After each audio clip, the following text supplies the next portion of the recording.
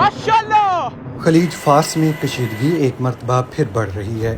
امریکی فوج نے بوٹسوانا کے پرچم والے ایک تیل بردار بحری جہاز کو اس وقت نشانہ بنایا جب اس نے امریکی ناکہ بندی توڑ کر ایران کی جانب بڑھنے کی کوشش کی۔ امریکی جنگی طیارے نے ہیل فائر میزائل سے جہاز کا انجن روم تباہ کر دیا۔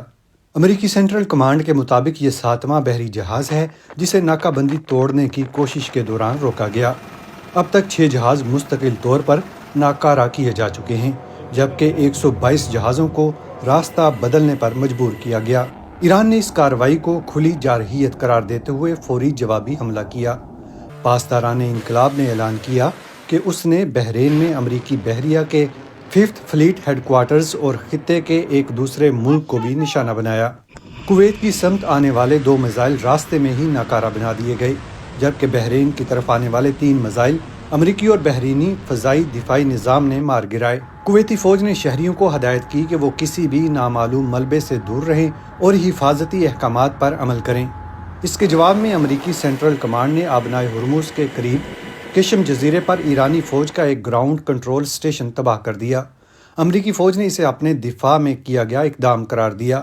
ایران کے سرکاری میڈیا نے بتایا کہ جزیرے پر متعدد دھماکوں کی آوازیں سنی گئیں۔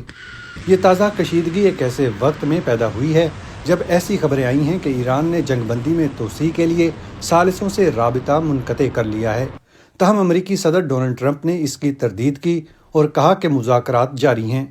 پاسداران انقلاب نے واضح الفاظ میں خبردار کیا کہ اگر نئی جھڑپ ہوئی تو جوابی کارروائی کا دائرہ، طریقہ اور ہتھیار ماضی سے یکسر مختلف ہوں گے۔ آبنائے ہرمز میں بڑھتی کشیدگی نے عالمی منڈیوں کو ہلا کر رکھ دیا ہے۔ اس وقت ساری دنیا کی نظریں واشنگٹن اور تہران کے درمیان جاری سفارتی کوششوں پر ہیں، کیونکہ یہاں سے اٹھنے والی چنگاری پورے خطے کو اپنی لپیٹ میں لے سکتی ہے۔